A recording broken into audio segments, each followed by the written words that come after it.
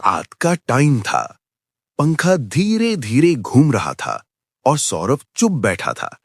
उसके हाथ में फोन था, स्क्रीन पर बैंक बैलेंस खुला हुआ और अचानक वो बोला, यार मैं इतना गलत कैसे हो गया पैसे के मामले में।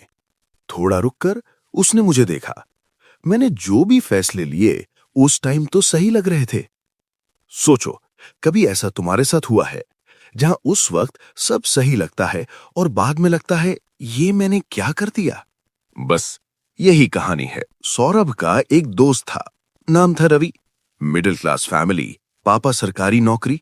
घर में हमेशा एक बात सुनने को मिलती थी, सेफ खेलो, रिस्क मत लो। अब रवि बड़ा हुआ, जॉब लगी, पहली सैलरी आई और उसने क्या किया, सेविंग्स अकाउंट में पैसा डाल दिया, फिक्स डिपॉजिट खोल लिया। उसको लगा यही सही है, यही सेफ है। फिर उसका एक और दोस्त था, अमन। अमन का बैकग्राउंड अलग था। उसके घर में हमेशा शेयर मार्केट की बातें होती थीं। पापा ट्रेडिंग करते थे, रिस्क लेते थे। तो अमन क्या करता था, पहली सैलरी आई सीधा स्टॉक्स में डाल दी। अब सुन, दोनों में कौन सही था?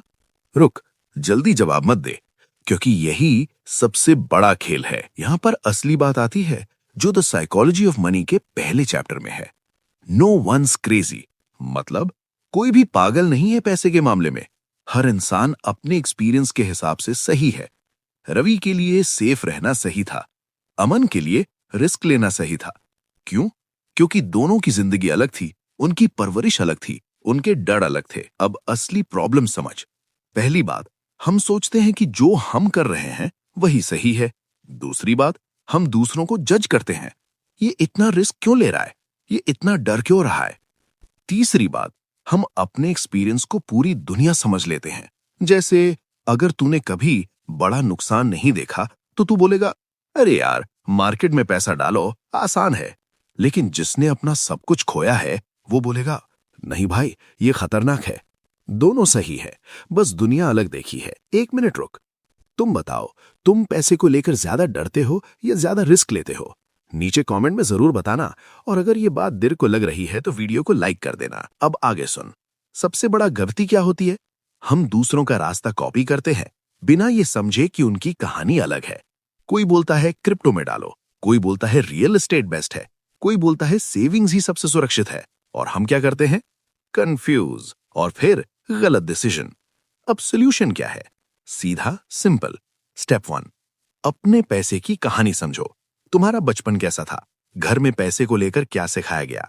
डर सिखाया गया या रिस्क सिखाया गया? स्टेप 2, दूसरों को जज करना बंद करो। हर इंसान अपने एक्सपीरियंस से खेल रहा है। जो तुम्हें गलत लग रहा है वो उसके लिए सही हो सकता है। स्टेप 3, डिसीजन लेने से पहले खुद से पूछो, क्या ये मेरे लाइफ के हिसाब से सही है, ना कि लोग क्या कर रहे हैं। स्टेप 4, लंबा गेम खेलो। जल्दी अमीर बनने का चक्कर सबसे ज्यादा नुकसान देता है। अब एक छोटा सा कैलकुलेशन सुन। मान लो रवि ने हर महीने 10,000 रुपये सेव किए और बस एफडी में रखा 6% रिटर्न। 10 साल बाद लगभग 16 लाख रुपए। अब अमन रिस्क लेकर मार्केट में गया, मान लो एवरेज 12% मिला। 10 साल बाद लगभग 23 लाख रुपए। फर्क दिख रहा है? लेकिन अगर अमन गलत टाइम पर घुसा और डर के मारे निकल गया तो क्या? शायद 10 लाख भी ना बचे। तो कौन सही है? फिर वही सवाल, कोई पागल नहीं है, बस हर किसी की कहानी अलग है। और एक चीज, हम सोचते हैं कि पैसा पूरी तरह लॉजिक से चलता है, स्प्रेडशीट, डेटा, कैलकुलेशन। लेकिन सच क्या है? पैसा इमोशन से चलता है।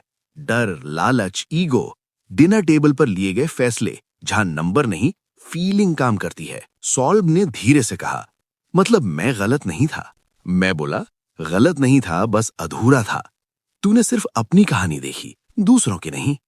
और यही सबसे बड़ा लेसन है। तुम्हें दुनिया नहीं समझनी, तुम्हें खुद को समझना है। तुम पैसे के साथ कैसे सोचते हो, तुम्हारा डर क्या है, तुम्हारा लालच क्या है। बीच में एक बात और, finance book chapter by chapter के लिए इस चैनल को सब्सक्राइब करें। आखिरी बात, जब अगली बार कोई अजीब सा फाइनेंशियल डिसीजन लेता दिखे तो ये मत सोचो ये पागल है, बस इतना सोचो इसकी कहानी क्या होगी।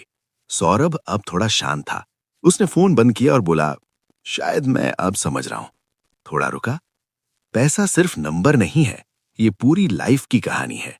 और सच यही है, जो तुम्हें सही लगता है वो तुम्हारी कहानी है, और जो उसे सही लगता है वो उसकी। इसलिए कोई भी पागल नहीं है।